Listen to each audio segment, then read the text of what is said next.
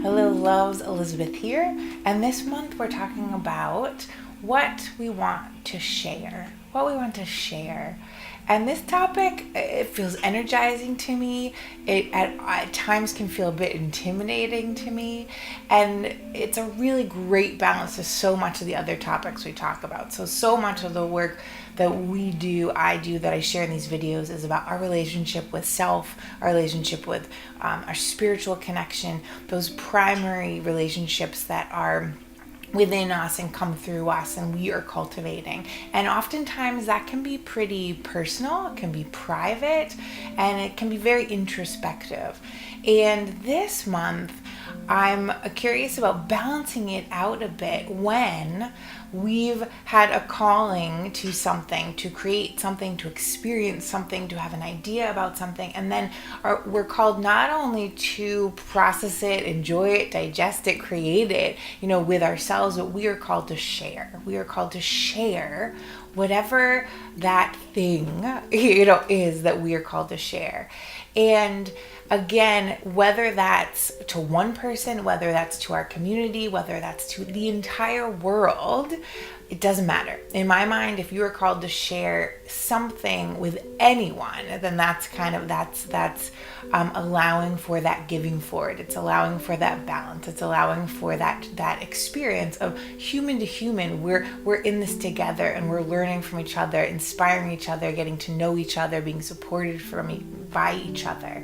And so this month, what do you want to share? What do you want to share? And grab a pen and paper if you have it nearby, or just sit and ponder for a moment, because oftentimes I'm curious about the first thing that pops up when I say, what do you want to share right now? What do you want to share with someone else, with others, or with the world?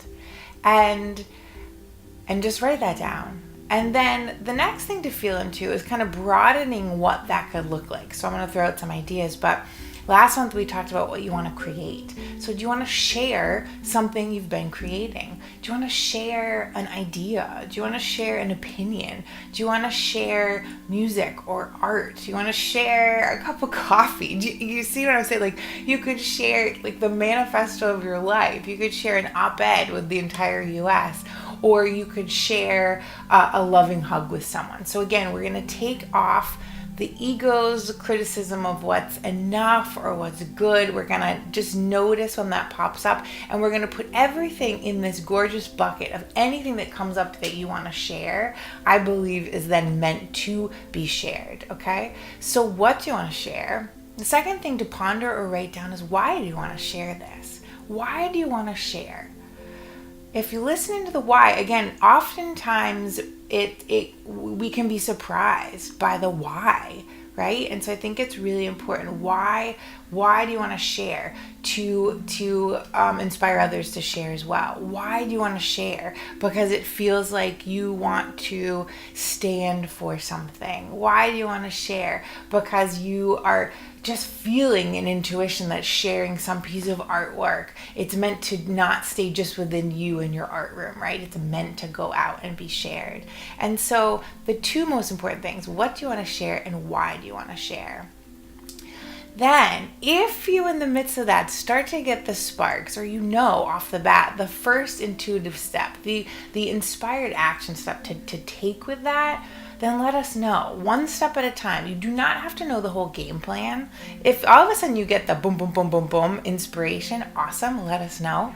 But this is more about what is your first step to sharing. And it could be you post below and you say something about what you want to share and how you want to share next, and this was the first step. So the what, the why, and then you can intuitively feel into the how. If the how starts to shut you down, hang out in the what and the why for a little bit longer.